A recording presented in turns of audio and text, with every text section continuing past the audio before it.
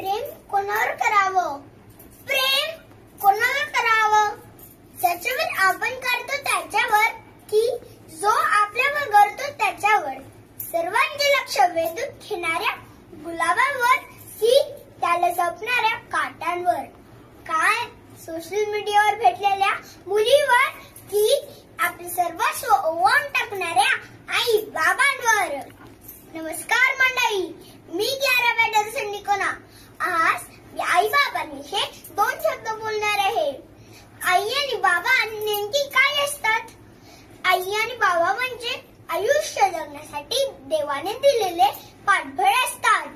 आई म्हणजे आपल्या आयुष्याच्या गाडीला योग्य दिशा देणारं स्टेरिंग असतं, तर बाबा म्हणजे अचानक आलेलं संकट सावरायला ब्रेक असतं.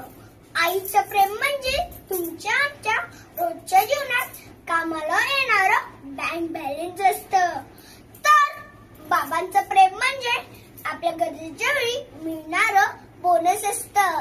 आई आपल्याला चांगला संस्कार देते, तर बाबा हे आपल्याला त्या चांगल्या संस्काराने घडवत असतात. आई बाबा हे आपले दैवत आहेत. म्हणूनच मी एक गोष्ट सांगू इच्छिते.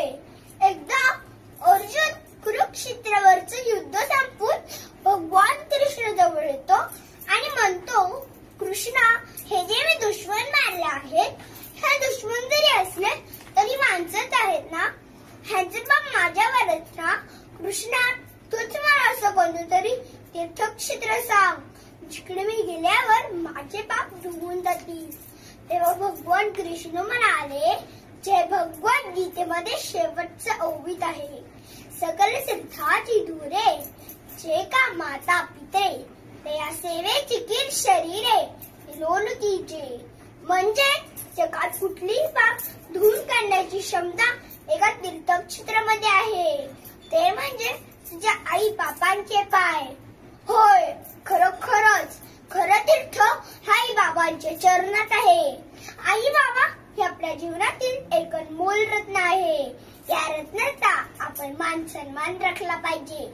जाता एवढंच म्हणू इच्छिते, बंगल्यात गाडी गेली मोठ्याला, घराजवळची बाग मिळाली धाकट्याला, सुपीक शेतीची जागा मिळाली छोट्याला.